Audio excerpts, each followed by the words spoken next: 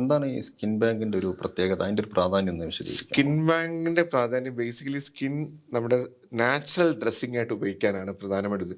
ഇപ്പോൾ ഒരു 70% ബേൺസ്, 70% ദേഹം പൊള്ളലേൽപ്പിച്ച ആള്, അല്ലെങ്കിൽ 80%, നമ്മൾ സാധാരണ അവരെല്ലാവരും മരിക്കുന്നത് അണുബാധ മൂലമാണ്. സെപ്സിസ് കാരണമാണ് അവർ മരിക്കുന്നത്. അതാണ് അവരുടെ മരണകാരണം. അപ്പോൾ ഓപ്പൺ വൂണ്ടായിരിക്കും, എല്ലാം ഇൻഫെക്റ്റഡ് ആവും. അപ്പോൾ ഇവരെ കവർ ചെയ്യാൻ ഏറ്റവും ബെസ്റ്റ് ഡ്രസ്സിങ് എന്ന് പറഞ്ഞാൽ നമ്മുടെ സ്കിന്നാണ്. അപ്പോൾ മരിച്ച ആൾക്കാരുടെ സ്കിന്നെടുത്ത് നമ്മൾ ബാങ്കിൽ വയ്ക്കുന്നു, അതിൻ്റെ ബാക്ടീരിയോളജിക്കൽ ക്വാളിറ്റി എല്ലാം നോക്കുന്നു. അത് കഴിഞ്ഞ് ഇതുപോലെ പൊള്ളൽ വരുന്ന ആൾക്കാർക്ക് ഡ്രസ്സിങ് ആയിട്ട് വെച്ച് കൊടുക്കുക. ആക്ച്വലി ഇത് റീപ്ലേസ്മെൻ്റ് അല്ല, ഒരു ഡ്രസ്സിങ് ആണ്. അത് കഴിഞ്ഞ് അവരുടെ സ്കിൻ തന്നെ റിക്കവർ ചെയ്ത് വന്നോളും.